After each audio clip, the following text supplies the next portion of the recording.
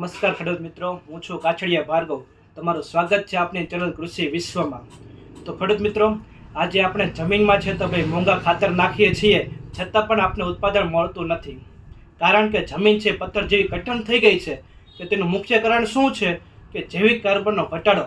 તો આજે આપણે વિડીયોમાં જાણીશું કે જૈવિક કાર્બન શું છે અને તે આપણા જમીન માટે કેમ જરૂરી છે. તો જૈવિક કાર્બન શું છે? તો સરળ ભાષામાં વાત કરીએ કે જમીનમાં રહેલા જે સૂક્ષ્મ જીવો છે, અવશેષો છે, એટલે કે જૈવિક કાર્બન, કે આ જમીનમાં જે આપણે છાણિયું ખાતર કે અળસિયા ખાતર કે પાકના અવશેષો નાખીએ છીએ, સૂક્ષ્મ જીવો છે તેનું વિઘટન કરે છે અને તે પ્રક્રિયામાંથી જે કાળો પદાર્થ બને છે તે જૈવિક કાર્બનનો મુખ્ય સ્ત્રોત છે. કે જૈવિક કાર્બન ઘટવાથી આપણે કયા કયા ગેરફાયદાઓ જમીનમાં જોવા મળે છે. તો જમીન છે પથ્થર જેવી કડક થઈ જાય છે, કે જેથી કરીને મૂળ છે તો જમીન સુધી અંદર સરખા ઉતરતા નથી, કે જમીન ભેજ ધારણ ક્ષમતા ગુમાવે છે અને આપણે ગમે તેટલું યુરિયા કે ડીએપી ખાતર નાખીએ તે છોડ પૂરેપૂરું લઈ શકતું નથી. અને જમીનમાં રહેલા અળસિયા કે ઉપયોગી બેક્ટેરિયા છે તે નાશ પામવા લાગે છે.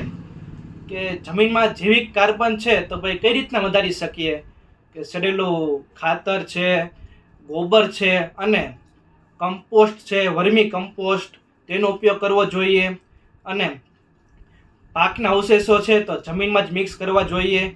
લીલું ખાતર અને ફસલની ફેરબદલી કરવી જોઈએ અને ઉચ્ચ ગુણવત્તાવાળા ઓર્ગેનિક ખાતરનો ઉપયોગ કરવો જોઈએ.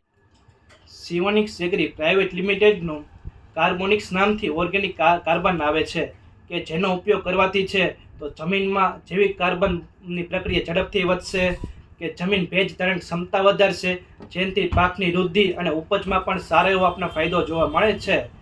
તો ખેડૂત મિત્રો, ચોક્કસપણે છે કે આપણી જમીનને સુધારવા માટે જૈવિક કાર્બનનો ઉપયોગ કરવો જોઈએ. તો ખેડૂત મિત્રો, આ વિડીયો તમને ઉપયોગી લાગ્યો હોય તો વિડીયોને લાઇક કરો, તમારા ખેડૂત મિત્રો સાથે શેર કરો અને ખેતીવાડીને લગતા કોઈ પણ પ્રશ્ન હોય તો કોમેન્ટ્સ બોક્સમાં જરૂર જણાવજો. અને અમારી ચેનલ કૃષિ વિશ્વને સબસ્ક્રાઈબ કરવાનું ભૂલતા નહીં. જય જવાન, જય કિસાન.